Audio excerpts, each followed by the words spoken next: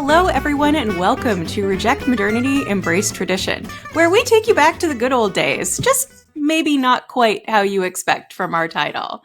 I am Megan Cox. I am Clayton Becker. And Hey, Megan, Clayton, what are we going to talk about today? we should have aligned on who was going to do that part of the intro. You want to do it again? No, we're just going to keep going on. Continuing on with the theme of podcasters being just like us. Oh, God. Well, okay, so basically... Hey, you did the research. What are we doing today? What are we doing today? So, following our last episode being pretty fucking heavy, let's be honest with ourselves. We got some comments. Yeah, if you are interested in comments which immediately prove the thesis of the episode, go and look at the comments under the YouTube video version of 2 weeks ago's podcast. We get comments. Yeah, like the people. Yeah, the people who we were talking about found the video and they were big mad at us. Mm-hmm. Mm-hmm. But following that episode, a little bit dark. We didn't realize we were going to have to do a content warning until after we filmed the episode and realized just how dark it got. We're going to talk about something a little bit nicer, a little bit more fun and whimsical, and that is rejecting millennial gray and embracing color. I'm going to try not to feel personally attacked for this episode. Yeah, so for those who haven't picked up on the banter over the past 30-some episodes, I am a little younger than Megan. I am a cusper. I was born in 1997. So I have several millennial qualities and then also several Gen Z qualities. And I firmly believe that people who were born between 1996 and maybe like 2002 are maybe the only sane people on the face of the planet Earth, which unfortunately does exclude my lovely co-host Megan, but she is much more firmly in the millennial camp. I am a prime millennial. I am absolutely a millennial, and I have had multiple houses with gray flooring. So we're gonna try about it. Yeah, we're gonna try not to personally offend Megan here. But the long story short, is that millennial gray actually maybe does deserve to be called millennial gray. Like there's this argument that people have every so often online about like, does it actually deserve to have millennial appended to it? Like how much of this is millennials' fault? Because we all know, like, if you've been a thinking person over the last 20 years or so, 25 years or so, millennials got a lot of shit for things that, like, were not their fault, right? Like, we were killing the country club industry. Yeah, we weren't buying enough diamonds. Killing fast casual restaurants.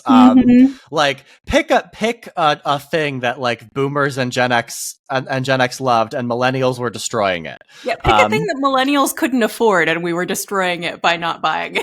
Also, pick a thing that Gen Z and the boomers, like, foisted upon millennials, like participation trophies, and millennials were causing themselves to get participation trophies. Gen X and the boomers, but yes. Yeah. So there is actually, like, a bit of a dual answer here. So, like, yes, there is a degree to which, like, landlords and flippers have chosen to use gray as, like, a base color because it is, like, cheap and easy to mass produce and easy to buy, right? Like there's a lot of it out there. And so it is easy. And so there's definitely a degree to which this has influenced millennial gray as like a design trend. But there is also like, I think quite clearly, if you look at sort of like the I hesitate to call it research because it's not really like academic research, but if you look at sort of the publication on this, if you look at like trade publications, if you look at the people who are like doing this for a living, it does actually seem to be the case that millennials on average prefer gray as their like base, like, or neutral color for like interior decorating and for lots of other things, like relative to like more warmer toned neutrals that they could have used and that their parents did use. And we'll get into like, there are sort of a number of reasons why this is the case. And the first of those is that millennials just like really, really don't like the base tones of their parents' homes. Megan, you were telling me before we started recording that like you were thinking about the like various design trends that your family home went through while you were Oh growing up. yeah. Oh yeah. Oh yeah. Absolutely. And it was largely, a yellow tone. Or we had, we did the yellow walled French country kitchen, and then the dark wood Tuscan kind of kitchen, which will immediately conjure to mind something for probably everyone my age, because that It Tuscan kitchen was very popular. was very Uh, in. very, very in. So, I was discussing this with my mother, and I'm like, you were on trend. It's no, this is nothing pejorative for you. But then it's not surprising that young people, in kind of staking out their own design preferences apart from their parents, swing completely to the opposite end of the spectrum. I would say that that's a pretty normal thing throughout history for different reasons, really, as long as we've had widespread consumer, markets for furniture, for upholstery, for anything. We've seen people having tastes and preferences, and those tastes and preferences swinging like a pendulum kind of between minimalism and maximalism. Yeah, and I think to your point, I think it makes clear sense that like once we started to have consumer ability to do this, like once we had Mm-hmm. choice, you see this pendulum. But I also think there's a degree to which like it's, and we'll talk about this a little bit more later, of like the Industrial Revolution made it way more possible for us to like have like color and cool things, and like it made the world a lot more colorful in the early decades, right? But we've chosen to swing towards this minimalism, and a minimalism that is not only like minimal just in terms of like other types of design aesthetics and how it makes use of space, Mm-hmm. but specifically with regards to color. And that's To the thing color, that, yeah. yeah, Because mid mod, like the kind of style that you think of as mid mod, is quite minimalist, yeah. but it has color in it. For And those this is for those who aren't familiar with the acronyms and shortened versions, we're talking yeah, about the mid-century modern aesthetic. mid-century modern, excuse me. Yeah, mid-century modernism. If you I was just watching Don't Worry Darling last night. That Mm-hmm, is mm-hmm. that is very mid-century modern in its aesthetic. And there's color in those homes, and there is not as much color in the millennial version of minimalism. Yeah, think about as well like the aesthetics of the home that they move into in the second Incredibles movie, right? Like very mid-century modern, very minimalist, large open spaces, like does like makes a like sparing use of space in the way that it allows, the space itself to be what the room is about. But there's still a lot of color in that space, right? Like that's a different minimalist aesthetic, and we've sort of had the pendulum swing from like the maximalist like Tuscan kitchen aesthetic to like a weird minimalism that also includes basically no color. And that's I Yeah. think Yeah. the weird thing for The me. all white kitchen or the all gray. Yeah, that's kind Yeah. of where we're at. Yeah. So I think your point is well made here, that it's not surprising, given that we had a lot of warm tone or that yellow orangey wood in our parents' homes, that millennials swung towards a grayer version Yeah. of It's like basics and neutrals. it's totally unsurprising that like millennials would do this. Like teenage rebellion carrying on into your preferences of your adult years is like not a random thing that has only existed for the last 35 years. No matter how much the trade publications would like you to believe that millennials are the first generation ever to have different preferences from their parents. But I do think that there is a secondary explanation here that helps us to explain a little bit why we might have gravitated specifically toward gray and toward all of these sort of cool neutral tones. And that's just that millennials have just quite frankly like stratospheric stress rates relative to Gen X and the boomers. And gray is, for better or for worse, considered to be like a calming shade. Cassia St. Clair, who is, I didn't know this existed, a millennial color historian, writes that she writes of millennials using the first person plural. We started life during an optimistic boom, but our working life has seemed to lurch from one disaster to the next. Things like curtains, carpets, beds, and sofas are expensive, and gray feels like a flexible, sensible choice that will last years, hide stains, and can be adapted to different color schemes. Similarly, Dan Howarth, I'm not sure I'm not pronouncing that correctly, a designer and lifestyle writer based in the United Kingdom, writes that a gray palette can be the easiest way to make a space look chic without spending a fortune.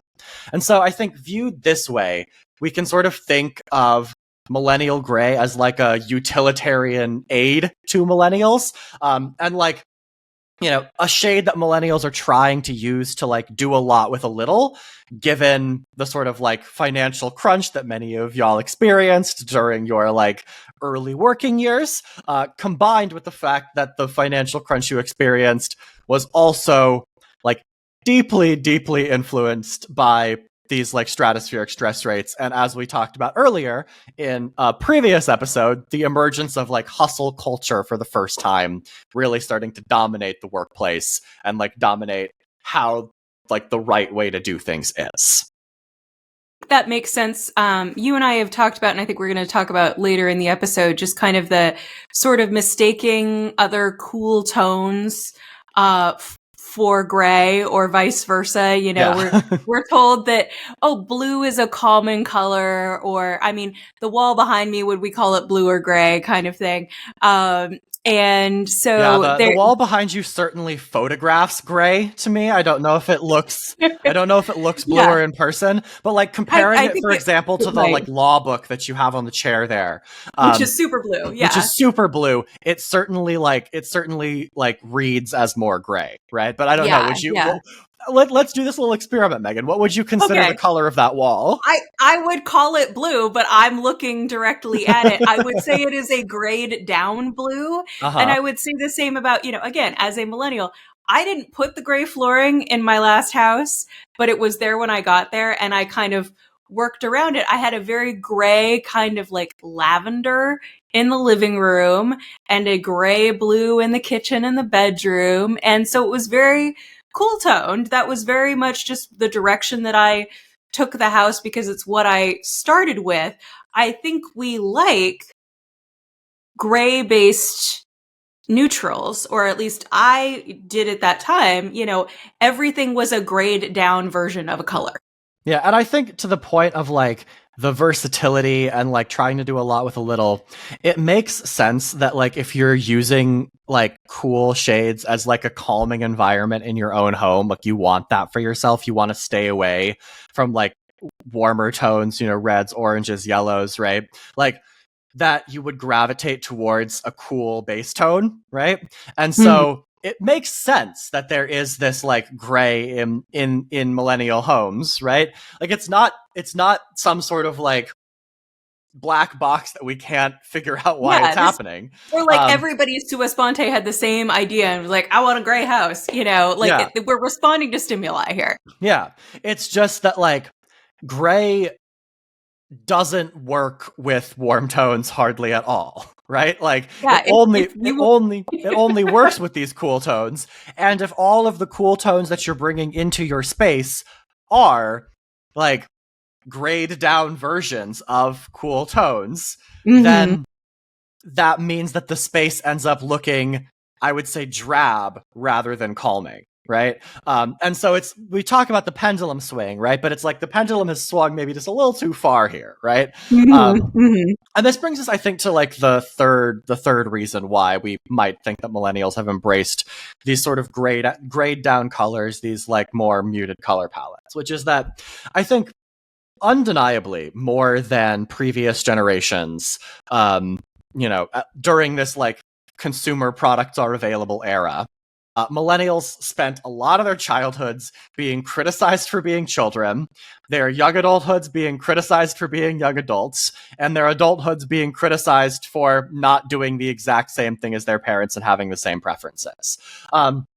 So it's not insane to think that millennials would want to like sort of project this air of maturity, right? And that they have been criticized for being immature, not being like real adults, right? Just because of the way that the world has changed and previous generations not really understanding them. And like in modern Western culture, at least, like modern American culture, even more specifically, professional attire is usually darker, right? It's black, it's blue, it's gray, as opposed to lighter hues like reds, purples, or greens. Like if you think about sort of a professional suit, right? If you think about like what you would expect someone to be wearing in a professional environment, you're almost always going to picture someone in a very dark suit, right? Like think about how eye-catching it is, right? When someone like wears a suit that isn't those colors. When they wear like the actual suit jacket and pants are like red or purple or green or like a lighter shade of blue. It's like, it's very eye-catching. You've seen this like in the Legally Blonde movies where Elle Woods shows up in pink to court and you're like, oh my God, it's a deliberate costuming choice and a deliberate characterization, but she's presented in contrast to everyone else. And you're making an assumption about her that she is less knowledgeable, less experienced, less capable because she's showing up in color. So yeah. Absolutely. And your assumption is dark suit is professional. Dark muted colors are professional. And the only time that you see like people in the real world, not in like film, wearing these like cool, wearing these like more vibrant suits is like when the fashion itself is the thing that's on display, right? It's like at the Met Gala and things like that, right? Mm-hmm. The sort of like, you know, pops of color that exist in, you know, like especially like men's professional attire, like are even still looked at, I think, as kind of like mildly transgressive in like highly professional environments, right? Like if you work at like a, you know, like a black tie firm, right? And like you show up and the tie that you have is like a vibrant red, or like God forbid it has some sort of design on it, like if you're wearing a paisley tie, like God forbid, right? You show a little bit of like individuality because it is considered unprofessional. So I think like, you know, that air of professionalism in terms of like fashion and in terms of life has bled into like the interior decorating of millennials and the sort of thing that they prefer in their homes, because well, you can't use like black as a base color because like you can't really use black as a base color in your home. Then like unless you're the Addams Family, you're probably not getting away with that. I would add just one more thing into the fashion aspect of it that just occurred to me, because I'm starting to see this kind of come back around as sort of a recession indicator. The business casual attire as going out wear. You probably were too young for this, but like wearing a pencil skirt and heels to the bar was just, even in college, that was just what you wore to go out. And that really, it's kind of coming back. But just professional attire was what we wore just as your everyday attire, versus now we wear athleisure everywhere. That never would have happened when I was a young person just coming into the working world. Yeah. And I think like when you can't use black as a base color for your home, gray is like the next logical step, right? Yes. And so you have this gray aesthetic that is like intended to project this like air of maturity. And maybe it does that, right? Maybe it does. But it is also like just a little bit sad, quite frankly.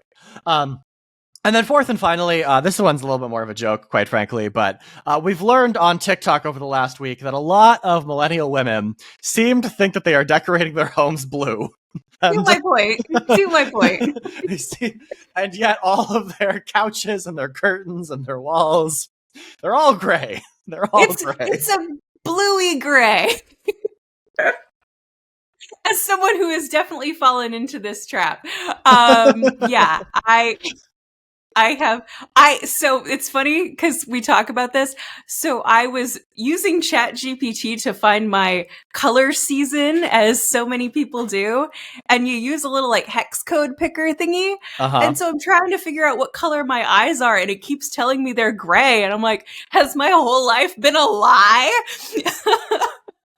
What is happening here? So I think it's entirely possible that we see blue where it is probably more gray. It's entirely possible. The entire millennial gray trend was actually just colorblind women who didn't know that they were gray, blue colorblind or whatever. Yeah.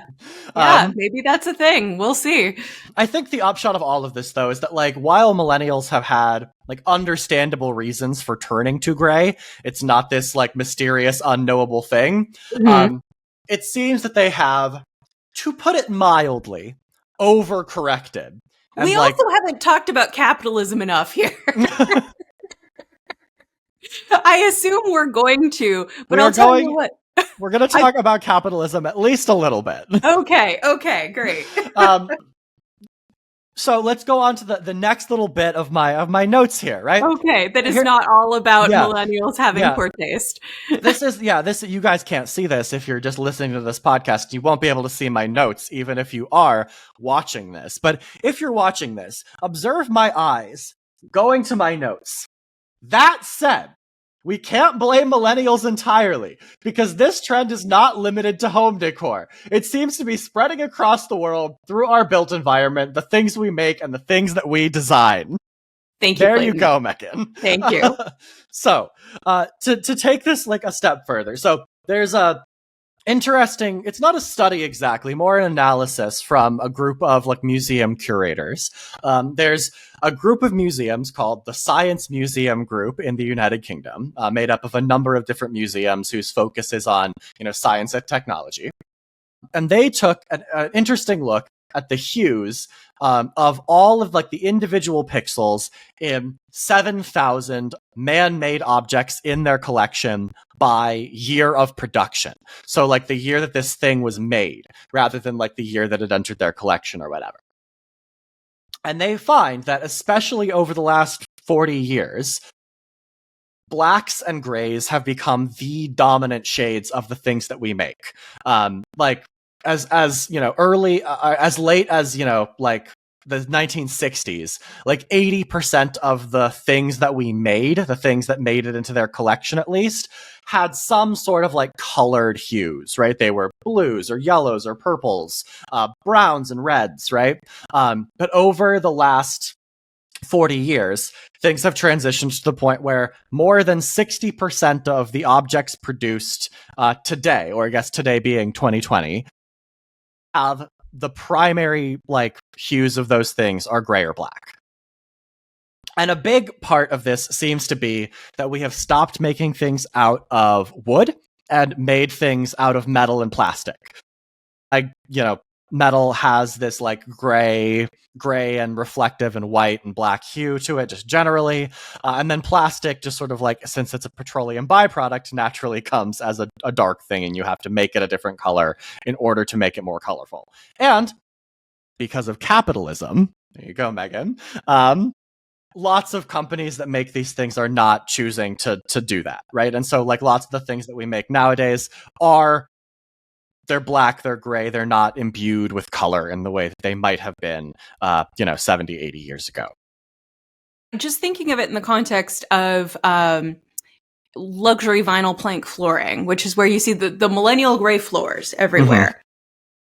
If you are remodeling a house and you are buying tile or buying a wood product that looks a particular way, has a particular color, you try to buy the same batch to make sure that the color is as close a match as possible.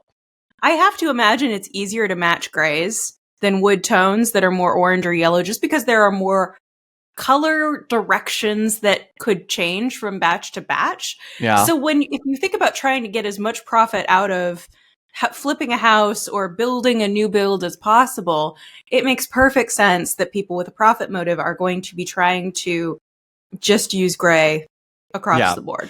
You also see this not from just people who are like trying to flip a house or rent a house, but people who are trying to like maintain the resale value of just their primary residence, right? Mm-hmm, the idea basically being that like you can do a lot with gray. It's this versatile base color. And homes that have this like more minimalist aesthetic where there's not as much put into the home retain their value better for whoever you might want to sell it to down the line.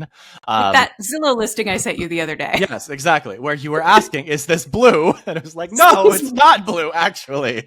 It's all gray. It's all gray. You said the carpet was purple. Okay.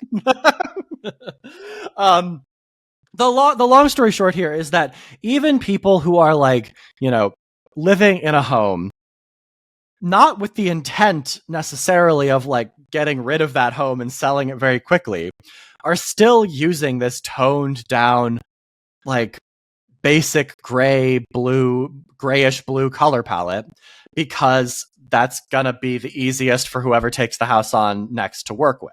And you're not really considering like they're not considering or weighting like their own preferences as much, because the thought process goes, oh, in 20 years if we want to downsize, or in 10 years if we want to buy a bigger place, then this house isn't going to hold its value as much if we repaint the walls vibrant color, right? And they're not necessarily wrong. They're not totally wrong about that, but that's the fucking capitalism talking, right? That, like, if you're viewing your home as your primary investment asset, then yes, you're thinking about what a mystery other person is going to want in 10 years and not yourself. Yes. And an additional problem that we can link to capitalism is, I'm sure that everyone is like aware of this sort of endemic trend towards minimalism in like corporate logos, for instance, right? Like just to name a couple, like, you've got like tech companies like Microsoft and Google. You've got like fashion houses like Burberry and Yves Saint Laurent, like especially Burberry, which had like a really cool like knight jumping over the logo in its like badge, right? And now it's like just this like boring sans serif black text that says Burberry on it. So like car companies like Jaguar and Kia, like you've got these just Kia like is the worst, horrible, man. terrible. Like people have to Google what kind of car is a K backwards K-N. R. Yeah. It was like, K backwards N. That's what it is. Yeah. Like, so you had these like logos that like at least had some life and personality in them, and you're reconstituting them with these like bland sans serif fonts and like just the name of the business, right? This, at least in part, seems to be driven by data considerations. It actually like matters whether your logo renders, like whether it takes, hundreds of kilobytes or like a few megabytes to render on someone's web page, someone's web browser. If hundreds of thousands of people are visiting your website every day and clicking around the different pages. So like, yes, there is this trend towards minimalism because of this like straight up design aesthetic, but there's also the fact that it like actually does save these companies money if the logo that they are displaying on their website takes less data, right? Takes less of like the amount that they have to pay to their web providers, right? Or even to think about like some examples from just like the built environment, right? Like think about like the homes that you've seen, think about like restaurants that you like used to go to as a child, right? Like you have these like big sort of slate gray boxes now, right? Like I think the really good examples are like McDonald's and Pizza Hut, right? Yeah. Taco Bell is just a gray box with a purple logo on it now. And it used to like look like something. Pizza Hut is probably the best one because they had such the distinctive red roofs. You can tell when a building used to be a Pizza Hut, right? Yes. But that's just like no longer the case, right? Or like even just like take not even just the car logos, but take like cars more generally, right? Like not so long ago, back in the 90s, it was the case that like cars were around 60% like colors, right? They weren't like white, black, or gray. We used to make fun of Volvo for having 5 different shades of gray. Yeah. But nowadays, it's closer to 75% of new model year cars being either black, white, or gray. And again, it's this question of like, this is the base neutral thing that no one will be offended by. No one will be like, oh, I can't manage like a black car, a gray car, right? Like no one's going to be like horribly offended by that in the way that someone might say, I'm not going to buy like a green car, right? Like, I guess there was an urban legend maybe about like red or yellow cars getting stopped more for traffic violations because they were noticeable. It could be, frankly. But like of all of the sort of colors that have stuck around in cars, red is like the one that stuck around the most. So like, so maybe anyway. Not. Yeah, but you're right. There's not a lot of like green cars. Yeah, but I think so. The basic point is that like in the grand scheme of things, right? Like this is not a huge problem for us to worry about. Like this is not a big deal, and like this is why we're taking this episode to talk about it.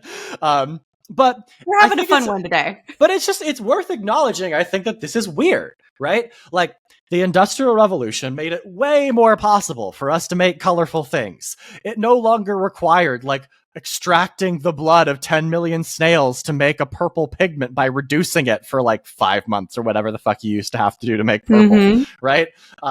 Side note, the reason why I would like consider purple to be my favorite color is because I learned that back in like the ye olden days, it was super hard to make. And so therefore it was really valuable. And so I'm like, damn, that's right. That's gonna be my favorite color because that's fucking royalty right there. That was like 15-year-old Clayton. And I like didn't look back. I was like, yeah, it's a cool color. It's a great color. Okay. Every day I learn more about you. Hey, sometimes you have to develop preferences because you're being a hater, honestly. Being extra? Yeah, 100%. Yeah. Sometimes you have to commit to the bit, right? Like, why do you think that my TikTok name is Diva Sunglasses, right? That's a fair point. You gotta commit to the bit sometimes, people. And actually, that we'll talk about this later. We need more committing to the bit, quite frankly. But what I really want to say here, what I want to mention just broadly about this, like, this color, this trend towards minimalism, all the stuff we spent the last half an hour basically pontificating about, is that I think it speaks to a broader like homogenization of culture and identity, right? And I think that this actually maybe does matter a little bit, right? Like, we've talked about this before. We've talked about this in multiple different like venues and facets, right? But it increasingly seems like over the last, call it 30 years or so, 40 years or so, there's increasingly like one right way of doing things. And the necessity of keeping up with the Joneses and like keeping up in the way that you are supposed to requires doing things in that right way. It requires living in the right places, going to the right schools, getting the right kind of job, wearing the right kind of clothes, right? And it means that there's less room for individual creativity and self-expression. It means that there's less room to commit to the bit, frankly. For those who maybe heard that, I don't know what Phoebe just did, but very loud crashing noise from the dog. Really interrupting we are professionals. Really interrupting my whole flow here, Phoebe. I'm sorry. Yeah, she has a phone that's about the size of her head that she's dragging around. So I think what this all comes down to is that things are becoming more professionalized, more scheduled, less spontaneous across the board, right? And I think as with all of the other ways that we've talked about this really has like been intensified by the pandemic, right? And it's been brought to the fore and we've been made aware of just how much it seems to have infected our like everyday lives as a result of like noticing it during the pandemic. I think that the like physical manifestation of this like regimentation of our lives is in our homes, in our fashion, and in like the simple products that we use every day and interact with on a regular basis. Like, it's an indication to me that like something is indeed rotten in the proverbial state of Denmark. And I think that like I'm just going to go out on a limb and say that I think this is bad for us, right? Like, the color itself, all of the stuff we've been talking about is not like dramatically important. But I do think that like the lack of just like whimsy in our lives is a little bit sad, right? It's sad. It's sad like millennial gray. And I think that millennial gray is the proper like epithet, as it were, almost to like tag the way that the regimentation of society seems to have gone over the last 30 years. And I just don't think it's good. I don't think it's healthy. And I think that we can do things in our own personal lives to try to help things, you know, and to try to make our own lives a little bit more colorful and a little bit more interesting. So why don't we take a bit of a break? We'll come back. We'll talk about, are there any things that we can do to address this problem, such as it is?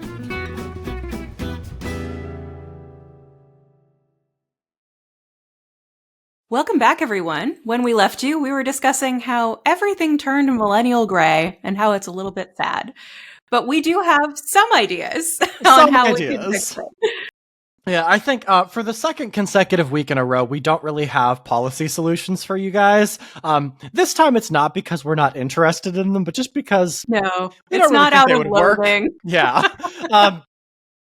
I do think that there's maybe just one thing that Megan and I were talking about during the break, which is that to the extent that this is driven by maintaining the resale value of property, helping to do things that like disincentivize using your home primarily as an investment vehicle could probably help here. We don't want to belabor the point. We made an episode about housing couple of episodes about housing, actually. You can go watch any of the hundreds of videos on TikTok that I've made about this. Yeah. Long story short, we've talked about it. We don't need to belabor the point. Yeah. But it could help. And to the extent that the problem is capitalism, make capitalism, I don't know, bad again or whatever. I don't want to say great again, right? But like make it a dirty word or whatever. I don't know. Yeah, no, it really, not to say make capitalism bad again. Disentangle our own personal aesthetic preferences from capitalism, I think would probably be useful. Much better way to put it than make capitalism bad again, for sure. So I do think that there are things that we can all do sort of personally, though, at the very least. The first of these is like super direct, right? Like, just don't be afraid to integrate more color into your own lives, right? Like, take the time to go out of your way to like find fun furniture, find fun decorations, like clothing and more, right? Like, there's a dual purpose to this, I think. Like, first and foremost, like, much like anything, much like math, much like your attention span, right? Like, design sensibilities, fashion, etc., all of this, like, they're muscles that you need to work, right? And I think that to a very great extent, like we mentioned sort of up in the first half, millennials are choosing these decoration preferences because they're easy, right? Because they are versatile, and because there's just like other more important things for them to deal with, right?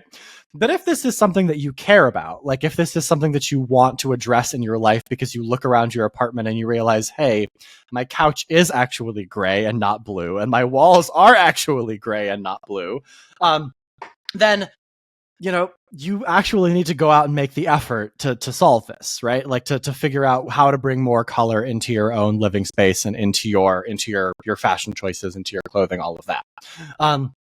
I also think that there's like at least some suggestive evidence here that people just tend to become less enamored with bright colors as they age. And so like actively having to work at it will mean that you are less likely to allow yourself just to become content with blacks, whites, and grays, because they're easy to come by and they look sleek and professional. I have a thought about this. And I was thinking about this morning in the context of how we rely on fewer things and thus must conform ourselves a little bit more to the aesthetic. I was thinking of this in the context of women used to wear foundation garments, corsets, girdles, whatever, to create a particular body shape. We rejected those foundation garments, but still have a particular body shape that we are trying to achieve. And now we do it through diet and exercise. The same thing seems to be happening with skincare. Now we don't wear near as much makeup, but we still need to have the same complexion and appearance. So we have to do that through skincare. We're actually doing the thing in a harder way. I think it's a similar thing with style. The Gen Z equivalent of this is clean girl aesthetic or all beige everything. If you are choosing to wear all black or you're choosing to wear all beige, that gives the appearance of style, and it's very easy. It's very easy to kind of look chic. However, the kind of higher effort version of this, it's difficult to mix patterns and colors and find something that looks good on you, but it is probably a little bit truer to yourself to be coming up with a personal style that isn't just, I'm going to wear a matching set in a shade of cream wheat or beige that I think looks particularly good on my skin tone. That's just an observation. And I think maybe it like in the same way that like corsets and like hoop skirts were bad for you in many ways, right? And like diet and exercise is a healthier way of doing that. In the same way that like caking makeup on your face was probably bad for the long-term longevity of your skin, and like doing a skincare routine is better. Like, making the effort in terms of fashion and design choices is harder, but better for you in the long term than relying on these like sort of quick shortcuts, as it were, to appear stylish and chic. Because people who are in the know what you're doing, right? And so I think, like it just, if this is something that you care about, right? If like Megan and I, you actually think that like the millennial gray aesthetic is like maybe just a little bit sad and there might be something that we want to do about it, then like actually take the time to fix the problem, right? Do a little, make a little bit of effort and actually like sort of see what you enjoy and what sits with you. And then the second of these dual purposes is just like supply and demand goes both ways, right? Like even to the extent that the problem is capitalism, if like there is a degree to which people are marketed things and their preferences are influenced by marketing, and we'll talk about another dimension of this a little later, it's still the case that if more people want things that are made with color, that are interesting to look at and are like, vibrant, then those things will get made, right? Like companies are in the business of making money, and to the extent that you can make them want to make money by actually giving you the thing that you want, right? Then you should take that opportunity and you should take that chance. And I think that like it's sort of this is like the low effort version of the first of the dual purposes, right? Like just take a little bit of extra time, take a little bit of a breath, and when you walk into the store, you say, hey, actually, you know what? The like red version of this polo rather than the black version of this polo actually does look pretty cool, right? Like I promise you, companies actually do care about that. They do care what people are buying, and they want to respond to consumer trends as much as they want to create that. There's no getting around it either way. And I think that it'll help. At least personally, it'll help. Mm-hmm. Second, and I think this is a bigger one, just like be a little more spontaneous in your own lives, right? Like we've talked about this before, specifically on our like hanging out episode, but you can just do things, right? You are allowed to just do things.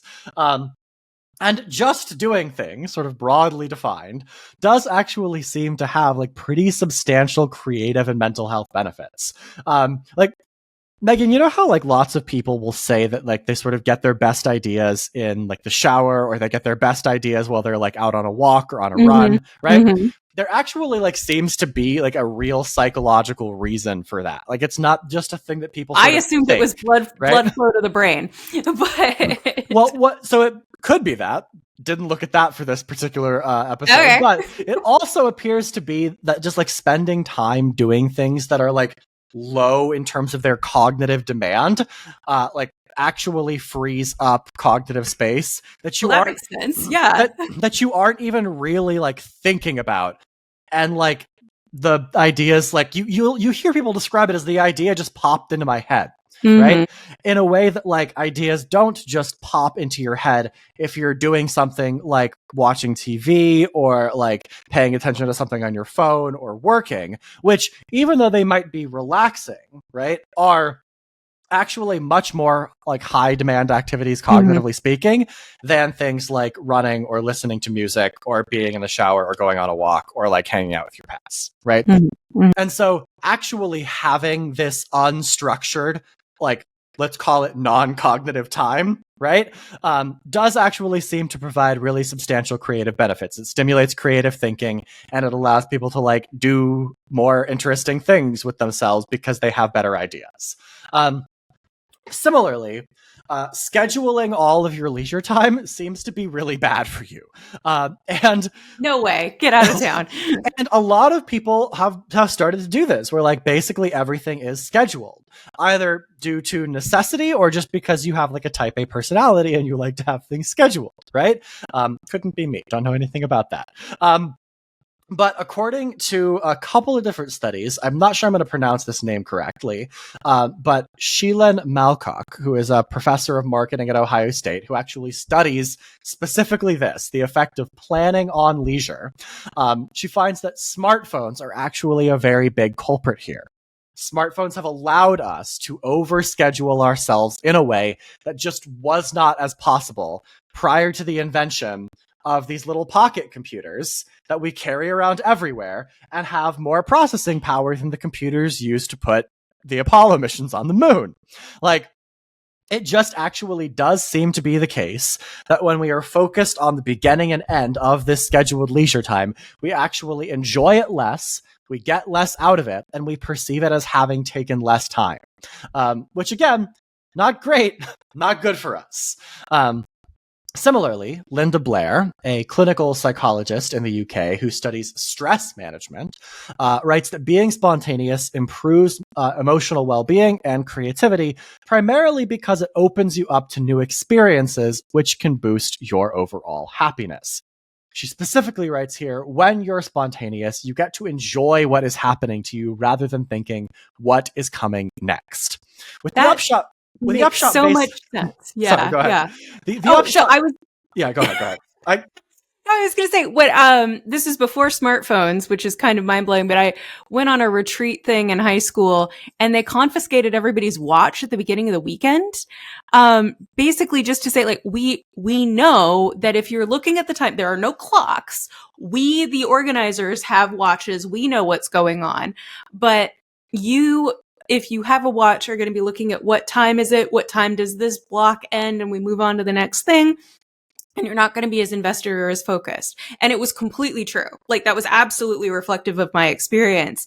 And I kind of wish we lived in a world where doing that more was possible, because you absolutely value what you're doing less when you're thinking about what time it is and when do I have to go do the next thing I have to do. Yeah, you've got like your phone with a timer on it. You've got your smartwatch with a timer on it that, like, you know, buzzes every like 20 minutes when a notification comes in, and then you look at it and you're like, oh, that's what time it is, right? Mm-hmm, so just like the very nature of like how we allow ourselves time to unwind has changed in a way that I don't think is particularly healthy. Even more specifically, just in the last 20 years where we've had smartphones widely available. With the upshot being like that, being spontaneous, deliberately like allowing some spontaneity and creativity into your life helps you to avoid the kind of like regimentedness that we've been talking about, and helps you to think more creatively and be just a little bit less, parentheses, millennial, close parentheses, gray. There we go. Joke works better in text form. But to bring it back to this, I want to say, like, being spontaneous can obviously take different forms, right? But like, we should like talk maybe a little bit about like what it actually looks like, I think, for like what someone can actually do in their daily lives. Like, for me, being spontaneous looks like, deciding sort of in the mid-afternoon that you're going to invite your friends over for a game night, right? Or that when your friends invite you over for a game night, you're like, actually, yeah, I can go do that instead of doing what I was going to do, which is binging a few episodes of Poker Face, right? Like, understand that there are things that can actually wait, right? Like, take a little bit of a breath and say to yourself, hey, actually, I can go and do that, right? I know that I was planning on doing this thing tonight. I was planning on finishing the new season of Severance, but actually, the new season of Severance can wait till tomorrow. It doesn't need to be something that happens tonight, but my friends are inviting me for a thing, and maybe I should go do that. It looks like, buying yourself cheap tickets to a concert that you just got in a YouTube ad for like an artist who's going to come to your city in a couple of weeks and who a few of their songs. And you're like, actually, I would like to go do that for $50, right? That's totally something that's worth my time. It looks just like taking a second, basically, when someone suggests going and doing something, like quieting what I would almost call as like a fear response to unscheduled time that some people seem to have, especially like, type A people who really want to have things planned out ahead of time. Again, wouldn't know anything about that. And just saying to yourself like, oh, I can actually do this thing. This XYZ thing that I was planning on doing, that can actually wait a little bit. And I can instead go do something more spontaneous with my friends who want to spend time with me. You're allowed to just do things. That one really hit home. Called out. I know we said we were going to attempt to not personally offend Megan in this episode. No, but I think do it on purpose. Coming from a place of like speaking to your own self as well, so I don't feel personally attacked. But yeah, absolutely. And I do think this is a specific, creative or knowledge industry problem where there's always more work that we could be doing. And so it feels very difficult to settle into leisure time. And to go back to our episode on hustle culture, it can also feel very indulgent to engage in something that is not only not making you money, but is also costing you money. So, I think that makes it a little bit difficult. But I think that, the cognitive benefits of leisure are pretty well established. So I think that you make an excellent point that spontaneous leisure is probably a really good idea and something that we should be just embracing our own preferences. And I think that's to your next point about really doing what we want and seeking things that bring us joy in our physical environment as well as in our time. Yeah, and I think just to wrap up the spontaneity point a little bit, I think that this is something that is, I wouldn't say uniquely an American problem, but we certainly seem to do it worse than everyone else, which is this idea that things need to have very definite start and end times, right? To a certain extent, this is understandable, right? Like maybe there should be some guidelines around when things are going to start and end for things. But, I remember my mom telling a story about, a birthday party that my sister went to as a kid, where she dropped my sister off at this birthday party around like noon or so, I think, the birthday party was for an immigrant family, and my mom came back like 3 hours later, basically being like, okay, well, the party has to be over by now. It's been 3 hours. And she came and she walked in the door, and the mom of the girl whose birthday it was like, well, we haven't even had any cake yet. And it's because like the party did not have an end time, right? It like had a beginning, sort of, right? But there was no like thought, right, of from this girl's mother that like, oh, everyone's gonna come and the party's just gonna be over at a specific time period, right? You see this in other ways as well, right? Like, the Spanish siesta, or like the, the what is it called? Like the Jewish goodbye, right? Where everyone like stands around, hanging Many out. cultures have this. Yes. I'm just doing the one that I am most familiar with. You are most familiar with it. Yeah. No, but that's true. Where it's like leaving takes an hour because you're talking to everybody as you leave, kind of thing. Yeah, absolutely. There are different kind of cultural ideas of time and when things start and when things end. On the opposite side of things, having worked in law enforcement and socialized with cops, you tell people a party's from 2 to 6. There's several people on your door at 2, and they're there. Yeah, but like I say this as someone who like gets physically anxious when I am late for something, right? We need to do better at like understanding that, at least outside of like a professional business type environment, right, or like a work environment, it is fine for things to take place over a broader period of time. Like there's allowed to be a buffer zone on either end of when something is supposed to start or end. Or for many activities, we don't need to specifically have a start or an end time, right? Like we're going to have a thing, people are going to show up, it'll go till when it goes till. We need to be fine with that, right? I also think this is a thing about cell phones, because now that we all have phones, if you are going to be late, you can call or text. So if you say you're going to be someplace at noon and you're 15 minutes away, you can call or text at noon and say, I'm not here yet, but I'm 15 minutes away. Versus we used to just kind of have to like, I guess I'll wait for like half an hour to see if they show up, kind of thing. Yeah. Okay, I think that sort of wraps up what I want to say about spontaneity. I don't want to belabor the point more than we already have. But the final thing that I have, Megan has a couple of other things, is like just considering what you actually want from your spaces and your things. We've talked about this, we've beat around the bush a little bit about how one of the reasons that we just sort of see this like graying of the world, so to speak, is because we want the base that we're using to be inoffensive to a large number of people, right? We're worried about altering our space and our stuff and all of that because we're worried that it'll hurt the value of those things down the line, and other people won't want them. But just like very simply, I think it is more important for you to be happy in your own space than that someone else down the line will see value in it, right? If they really, really don't like what you've done with the place, then they can change it to their preference when they come in, right? Like don't preemptively make your experience of your space worse because you're worried that somebody else won't like that space. Simple as. I think that's a great point. I as many do, I look at Zillow listings for fun, and now having had a home, I do know how much it costs to change particular things. And as I think we mentioned, I sent Clayton a Zillow listing that was gray floors, gray walls, gray counters, very, very, very millennial gray house, in a house that was not new construction. Somebody had redone all of these things probably around 2020. And it was just not to my taste at all. But it's all pretty easily changeable. If you've done any work on a home, changing out the flooring is a pretty reasonable cost thing to change. So if you want to change your floors and put in like dark walnut looking LVP, and then somebody hates it, they can come right behind you and rip it on out.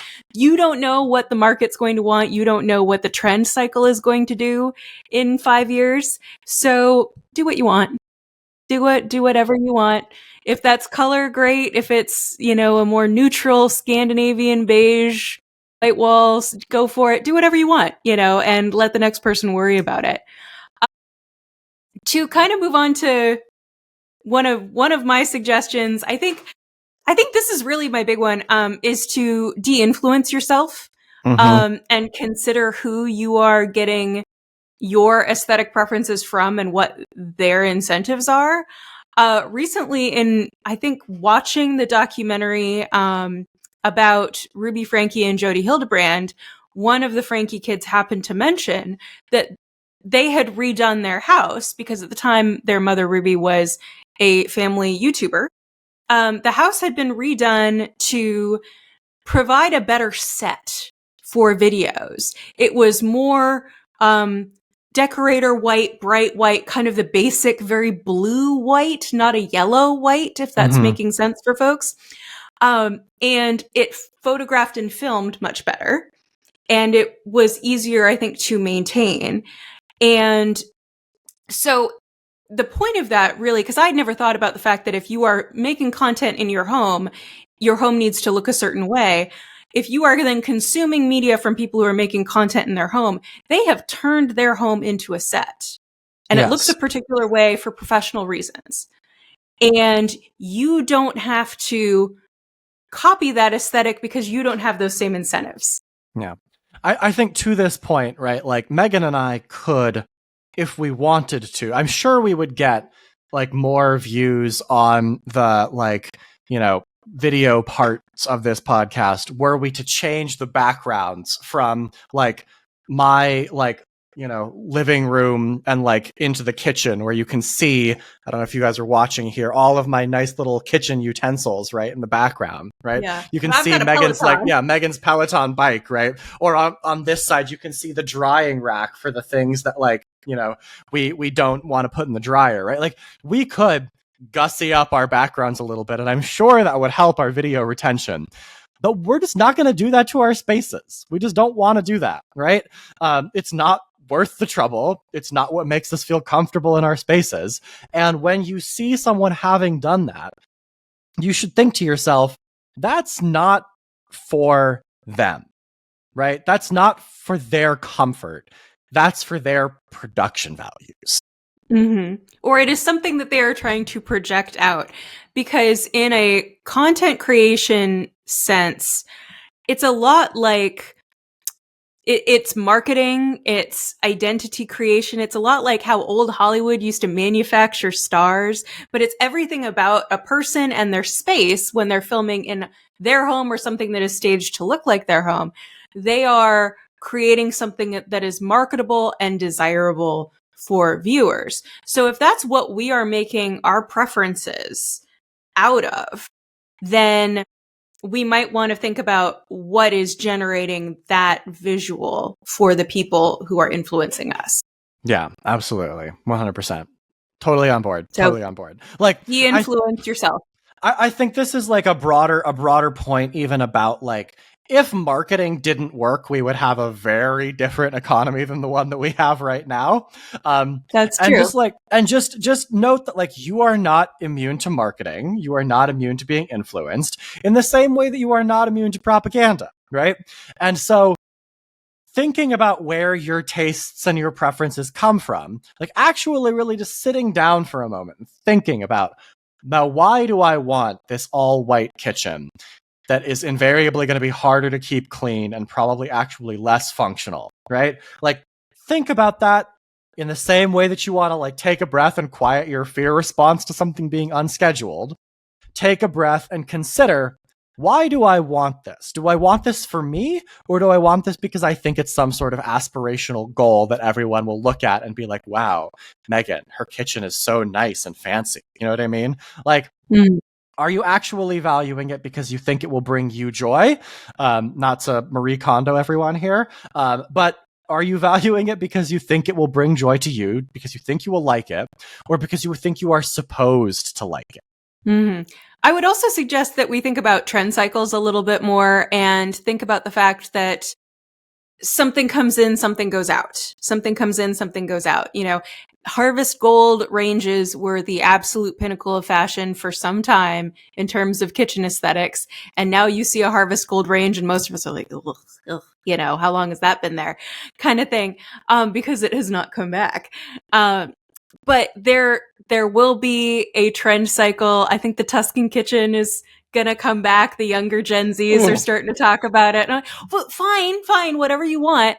But just know that if you're looking at your space and saying, I need to change this because it's not what's cool, then that might be something to interrogate a little bit more. And actually really think about what your personal aesthetic is. In the trend cycle specifically, Megan, you had a great example while we were talking before filming about how, like, the aesthetic of the Victorian house and a lot of Victorian fashion basically disappeared because of the acceptance of, like, the germ theory of disease. Theory. Okay. So full credit for the people who actually came up with this or put this in my brain. Are you familiar with the You're Wrong About podcast? They had an episode called Is Your House Too Clean? And basically Victorian aesthetics were opulent and maximalist, and then germ theory gets wide acceptance, and everything in a Victorian house is impossible to clean with all this upholstery and nooks and crannies and everything.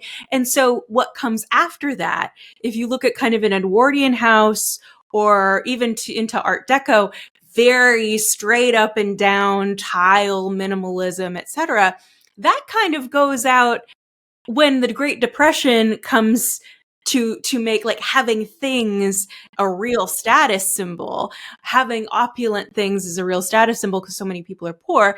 Then you see we swing the complete opposite direction again towards minimalism in the 50s, 60s, chrome, everything, space age aesthetic. So you can kind of start to see how we're swinging back and forth with the aesthetics. So think about what's going on in the culture at the time that your aesthetics are developing. This millennial gray, we haven't really talked about the fact, we talked about we're trying to get very basic pieces that are going to be workable in a lot of spaces, but minimalism in general at a time when many people are broke anyway, but also many people are moving constantly because they can't buy a house.